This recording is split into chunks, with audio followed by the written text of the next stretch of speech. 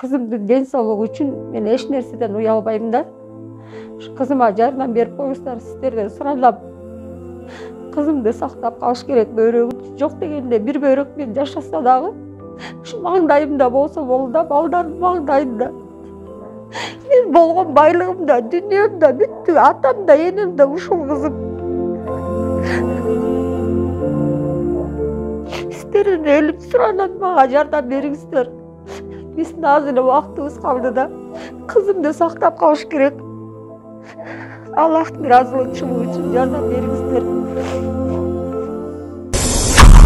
Assalamu alaikum. Bizden fond dağda bolsa öz işin ulantууда. Сокулук районунун Новопловка айылында жашап жаткан Набида эжебизге жардам колун сунуу үчүн келип отурабыз. Набида эжебиз мынакей ушул квартирада жашайт. Азыр кирип кененирээк маалымат алсак.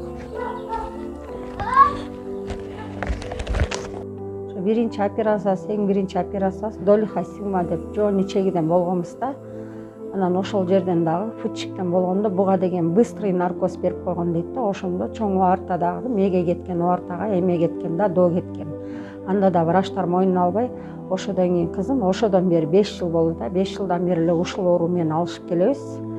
Эч ким диагнозун кое албай 1 жыл бою ошо 40 деген температура менен 100 соя менен жүрдүк да. Эч кандай тияка жиберсек деле анализдер таза чыгат, бияка жиберсек деле чыгат.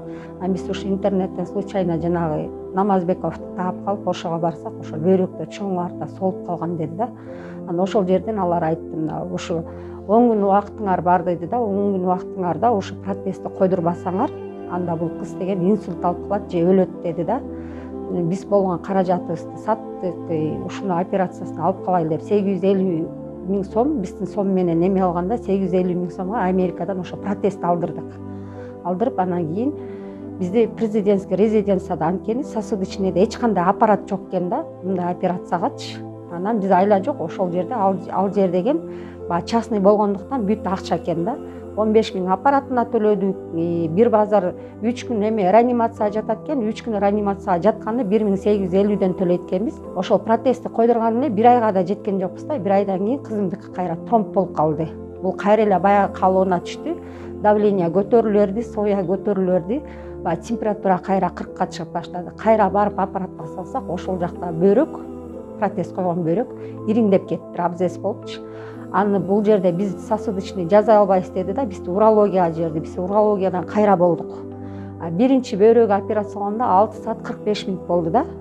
Өзү ошо профессор кандай кылып коюп протезди, кандай операция жүргүзгөнүн баарын сүрөткө тартып чыккан да, мынакей депчи. Мындан кийин болду, жакшы болот, стабильная болот деп ушинтип обещать эткен да, бирок гарантия берген эмес бизгечи, бирок мен мындай операцияны жасагам деп ушинтти да. Жаза эле жүргөм, жасайм деп ушинтти.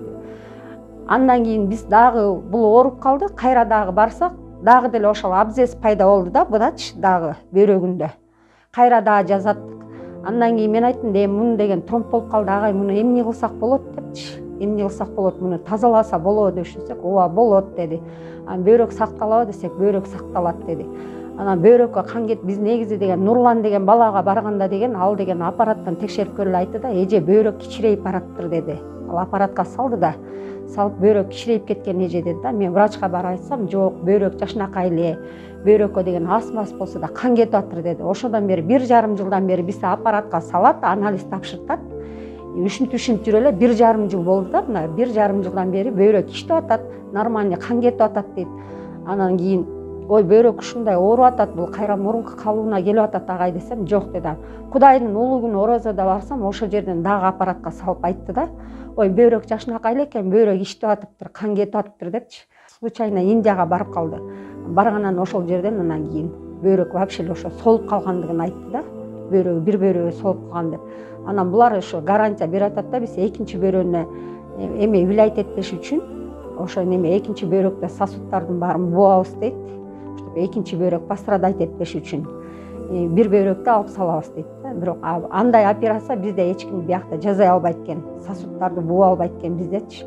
Анан бизге ушул июндун 20-сына чейин эме берди да, июлдун 20-сына чейин убакыт берди да, ушул убакка чейин келип жазатып калла деди. Эгер андан өтсө жазабайбыз биз деди да. Анда биз уже сактап кала албайбыз деди да, экинчи бөйрөктү дагы.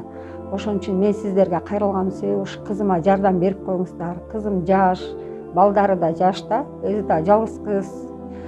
Кызымдын ден соолугу үчүн мен эч нерседен уялбайм да. Кызыма жардам берип коюңуздар, сиздерден суралам. Кызымды сактап калыш керек, бөйрөгү жок дегенде бир бөйрөк менен жашаса дагы, ушу маңдайымда болсо болду да, балдардын маңдайында. Мен болгон байлыгым да, дүнүйөм да бүттү, атам да, энем да ушул кызым. Сиздерден элип суралам, мага жардам бериңиздер. Биздин аз эле убактыбыз калды да, кызымды сактап калыш керек. Аллахтын ыраазычылыгы үчүн жардам бериңиздер.